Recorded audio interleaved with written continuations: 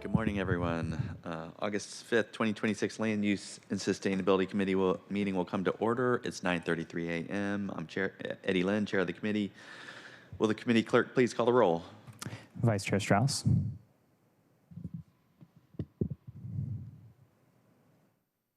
Present. Councilmember Rink.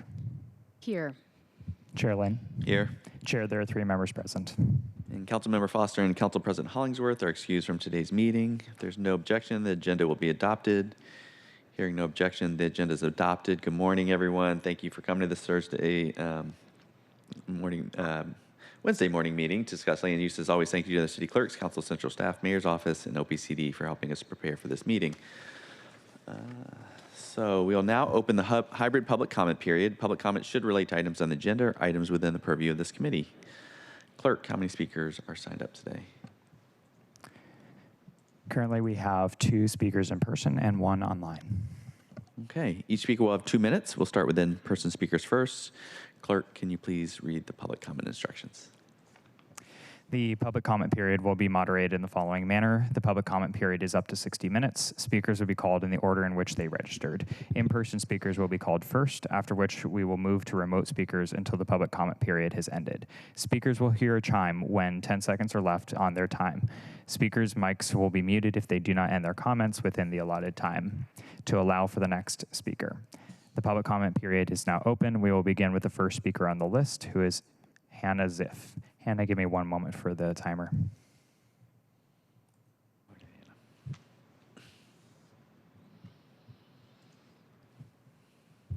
I'm from Pioneer Square, and I'm here to discuss the growth of downtown from a humanist perspective as well as a business perspective.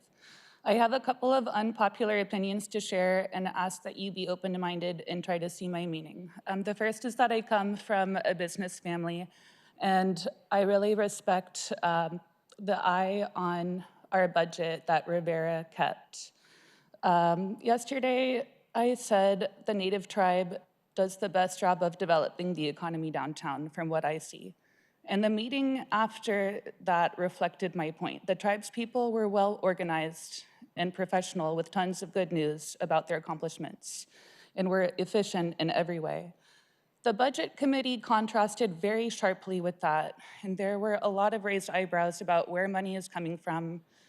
Even though there were 3 administrators, the budget and presentation of it was disorganized. This is a really unpopular opinion, but who has lots of MBAs and does a really good job? Black women of color. And I didn't see any on the budget committee. And I think they would do a really good job of seeing, where our money is coming from, where it's going, and making sure that we're really efficient. Also, yesterday, we voted to give away about over 100 square feet of land to a private developer for an alleyway. So I live on Jackson and First, and there's an empty office building next to me. And I don't know, but I'd be willing to put money that the city also gave away an alleyway to be privatized by them too. What do you think would happen if the private sector owned all the alleyways in Seattle? Do you think that would be a security threat? What do you think that the police people think that we're vacating all the alleyways and then we're talking about making the city safer? Who's doing the drug deals? Who's doing the human trafficking? It's the private sector in the alleyways. Thank you. Next is Steve Rubatello. Surprisingly, citizens have feelings too. I understand that the chairman was not too happy about some of the things said as they were grabbing more rights away from the citizens again.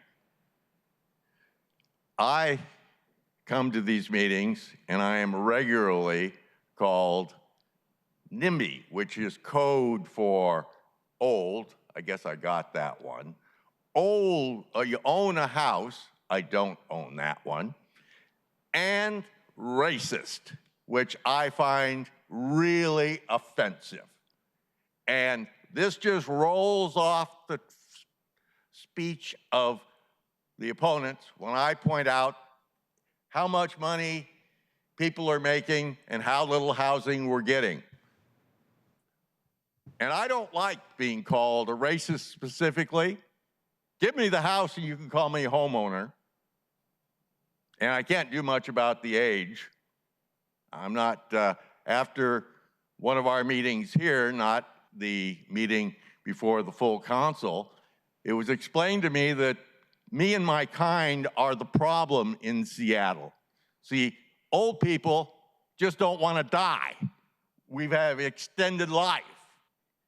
And no, I'm not willing to die. You see, if a whole bunch of people died, then we would lower the price of housing because there'd be fewer people here. But I'm not willing to do that, and I'm not willing to move out of the city of Seattle. I think that our biggest problem is all the carrots go to the industry and all the sticks go to the public. When you look at major trees, easy as heck for the developers to get rid of them. All they have to do is ask SDOT or city planning, and the preferred is usually remove the trees. Let's do something for the people occasionally. Thank you, Steve. Next to remote speakers, starting with Tina Boucher. Please press *6. Good morning, everybody. Tina Boucher, District 7. Today, I'd like to talk about some opportunities in the comprehensive plan, specifically as it relates to the downtown regional center plan, but to the whole city as well. I appreciate the plan recognizes the importance of ADA accessibility, and Seattle has made some meaningful progress. But this is an opportunity to move beyond compliance and embrace the full intent of the ADA as a civil rights law. Accessibility is fundamental to downtown livability. A truly livable downtown is one where every resident, visitor, regardless of age or ability, can move safely, independently, and with dignity. That requires accessibility to be more than a project-by-project requirement. It should be a guiding principle that shapes every decision involving development, transportation, construction, implementation, curb management, micromobility, and the public realm.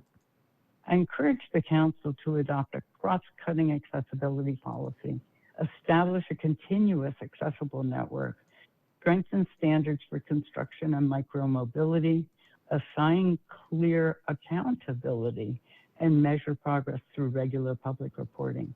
This goes way beyond one department. The measure of success should not simply be whether individual projects comply with ADA or with the consent decree, but whether downtown is genuinely livable and accessible for everyone every day. The plan speaks often about growth, housing, and economic vitality, but it says much less about what makes downtown truly livable for the people who call it home. Livability isn't an amenity. It is the foundation of a successful neighborhood. It means safe and welcoming streets, accessible public spaces, clean sidewalks, opportunities to gather, access to nature, reasonable noise level. Thank you. Next is David Haynes.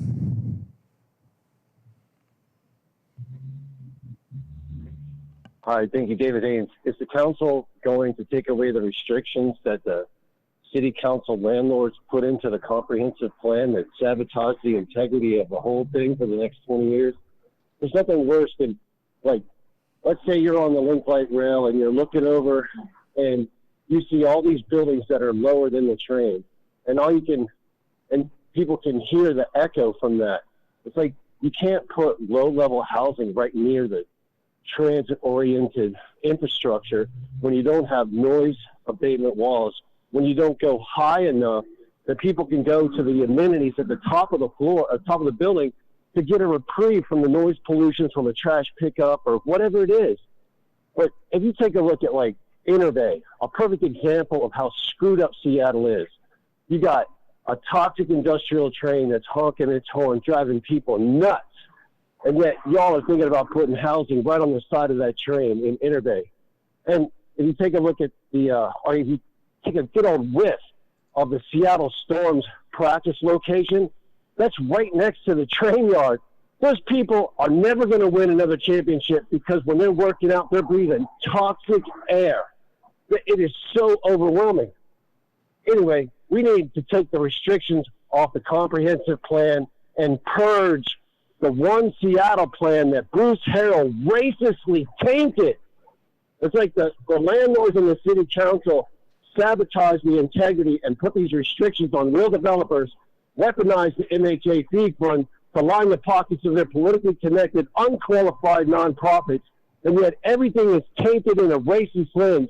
You got to be black to develop in the Central District. You got to be black if you're going to move into it, and you got to be black if you're going to be like living in the Central District. Like, it's just a racist, tainted, scornless experience lens that needs to be purged from government. Thank you, David. That has concluded public speakers. Okay. Thank you all for public comment. We'll now move on to our one item of business. Will the clerk please read agenda item 1? Agenda item 1, CB 121268, an ordinance relating to land use and zoning, amending the Seattle Comprehensive Plan to incorporate changes proposed as part of the 2026 Comprehensive Plan annual amendment process for briefing and discussion. Thank you. And a representative from Central Staff joining us. And once you're ready, please go ahead and introduce yourself. And Thank you, Chair Lynn. My name is Rebecca Maskin, legislative analyst with Central Staff. And just give me a minute to pull up my presentation. absolutely, here. take your time.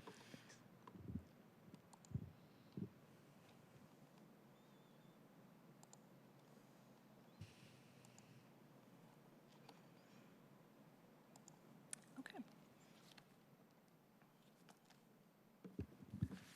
Colleagues, given we've got a pretty light agenda, feel free to provide comments or questions as we go along.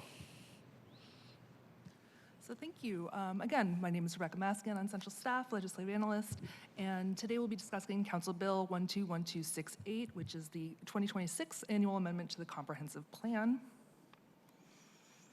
So under the Growth Management Act, jurisdictions are allowed to amend their comprehensive plans once a year, more than once a year under extreme circumstances. And Seattle has done this in most years, and this would be the first annual amendment to the newly adopted One Seattle Comprehensive Plan, adopted in 2025. This package includes 4 sub-area plans representing the 2 regional centers and 2 manufacturing industrial centers, or we also call them MICs or mixed.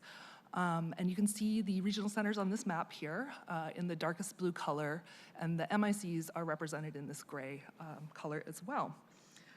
So why are we talking about this now? Well, these sub-area plans, in addition to being good planning practices, planning for neighborhoods of substantial areas, they're also required by the Puget Sound Regional Council to maintain certification of these regional centers, which makes transportation projects that serve centers more competitive in regional or in federal funding competitions.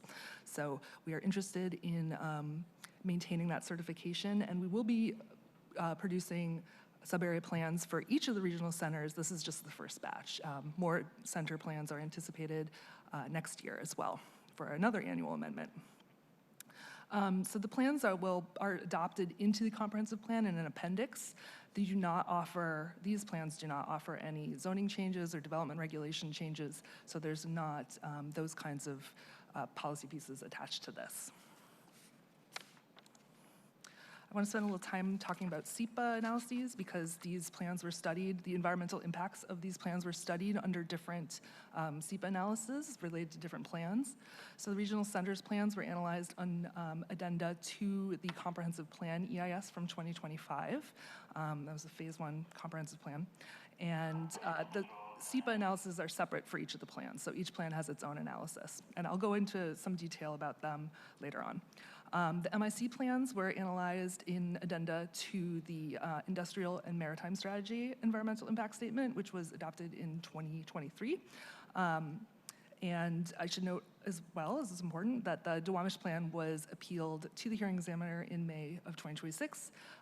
That appeal is still ongoing, and until it is resolved in either way, that the council should not act in adopting this plan. So we should we'll talk about that a little bit.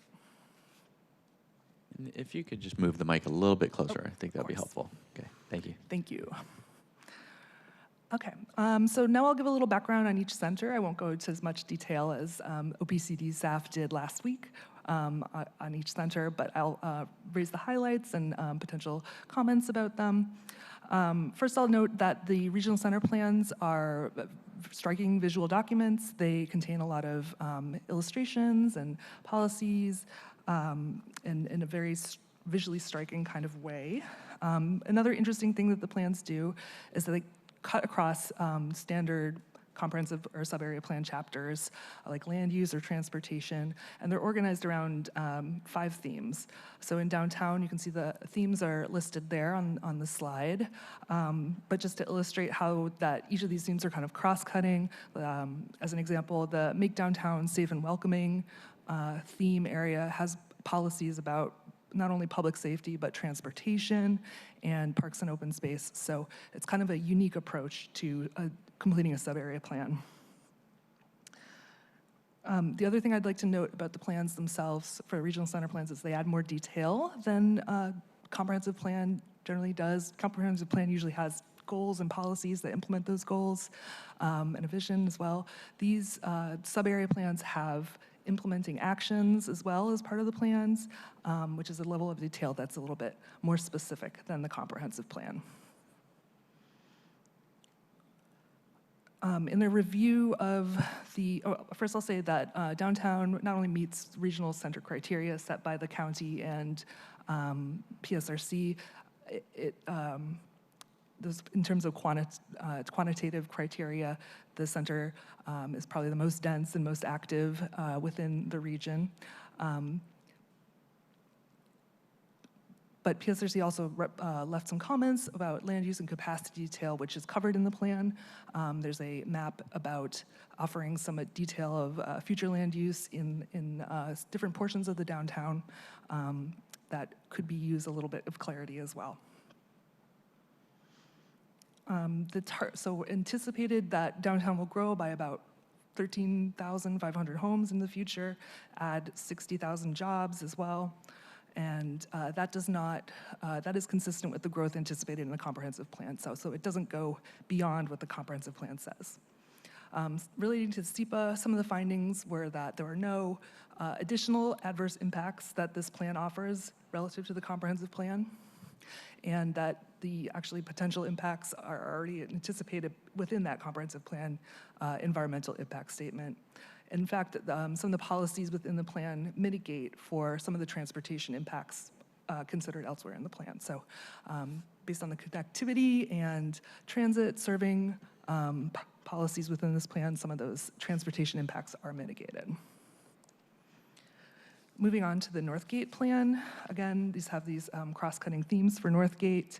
Some of the key focus areas in Northgate are improving connections between people and nature, between people and the places they want to be, improving pedestrian connections and connections between different modes, given the light rail station there.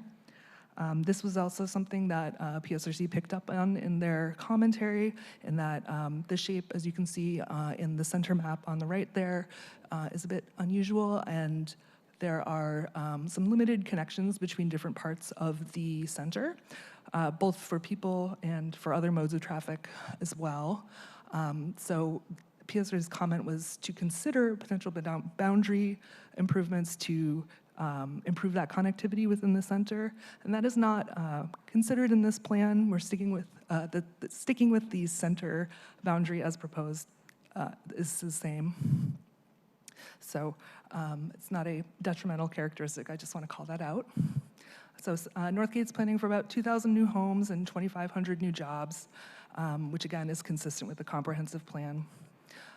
This plan was not determined to have significant impacts to the environment or to people, even beyond the comprehensive plan. There's some moderate impacts identified within the SEPA analysis and transportation and redevelopment, but those are consistent with what was studied under the comprehensive plan. And so there was a determination of non-significance for the sub-area plan. So moving on to the MICs.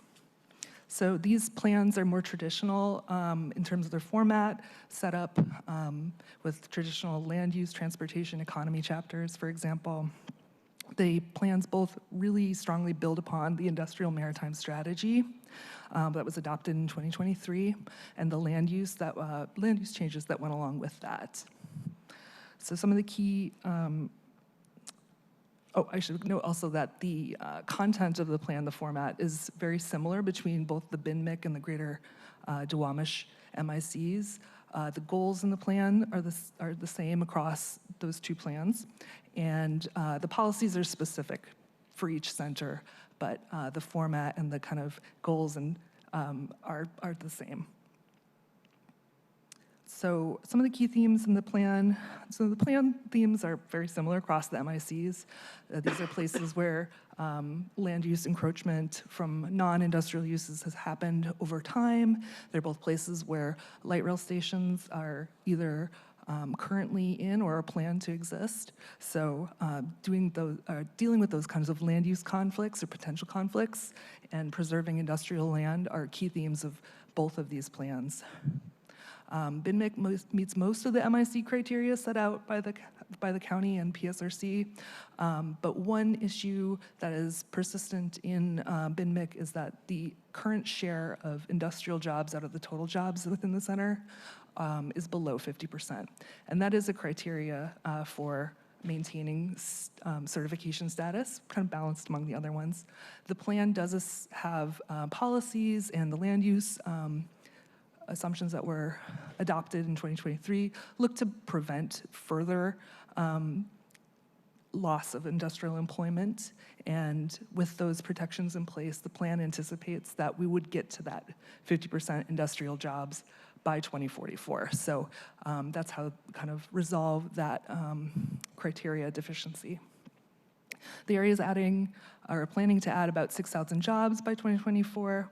And one of the most significant SEPA findings that was included in this analysis was about transportation, given the different potential conflicts between transportation modes that are affected by the different land uses here and increasing development and growth. So these are mitigated within the plan, but the SEPA analysis acknowledges that there are some significant impacts as well. And finally, for the Greater Duwamish Manufacturing Industrial Center, again, the kind of similar themes about integrating land uses, developing industrially oriented, transit-oriented design. There's a different kind of land use mix within the stadium district that's focused towards entertainment and how that interacts with the industrial mix there, is preserving that industrial land amidst those conflicts and preserving those other uses is a key theme of here, as well as a large redevelopment site that was created after the SR 99 tunnel was put in. The Greater Duwamish MIC definitely it meets the MIC criteria set out by the county and PSRC. They're planning for 12,500 jobs, which is again consistent with the comprehensive plan. And some of the SEPA findings that I'll call out again relate to transportation. There's specifically impacts noted that are perhaps not completely mitigated to vulnerable users of the transportation system. Folks who are walking, biking, rolling in the neighborhood can come into conflict with some of the other more industrial modes of transportation. And so that is one particular environmental area of focus in this center. And again, the Greater Duwamish plan was appealed to the hearings examiner this year. And so council members should consider whether action on this plan is ripe at this time, and maybe it should be deferred until the future annual amendment when the appeal is resolved. Building on that, I just want to lay out process steps for you all. So we have a briefing today. I'm happy to answer any questions after I end my presentation. We're asking for any amendment proposals to the plan by council members be returned by August 10th. We will discuss those potential amendments on August 19. hold a public hearing on this amendment on September 11, with a potential vote on the 16th following that, and then moving to council on the 22nd potentially. So that is my presentation. I'd be happy to answer any questions that you might have about the plans or the process, and thank you very much. Okay, colleagues, any questions or comments in particular about the timeline? Just want to reiterate, can you go back to that last slide? Yeah. Whoops. Make sure that folks are aware of the proposed timeline. And my understanding is we can't really take action on the Greater Duwamish given the pending appeal. I'm not sure the exact timeline. Do you have any idea on the timeline for when that might be done?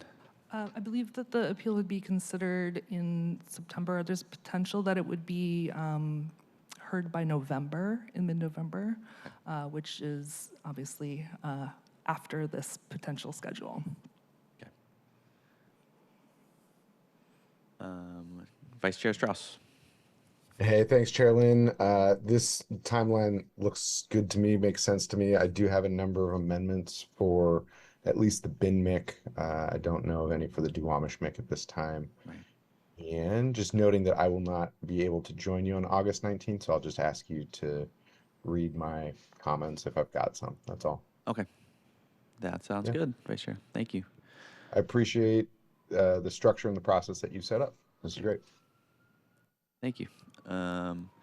And I certainly see one amendment, just in terms of, obviously, if we're ever not passing the Greater Duwamish, we'll just need to take that out, presumably, of the proposed ordinance, draft ordinance. Any other questions or comments? Okay. Well, thank you. Look forward to any proposed amendments.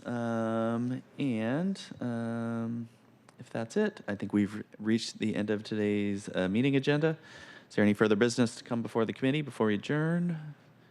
Hearing no further business, we are adjourned 10 a.m. Next scheduled meeting is August 19th. Thank you.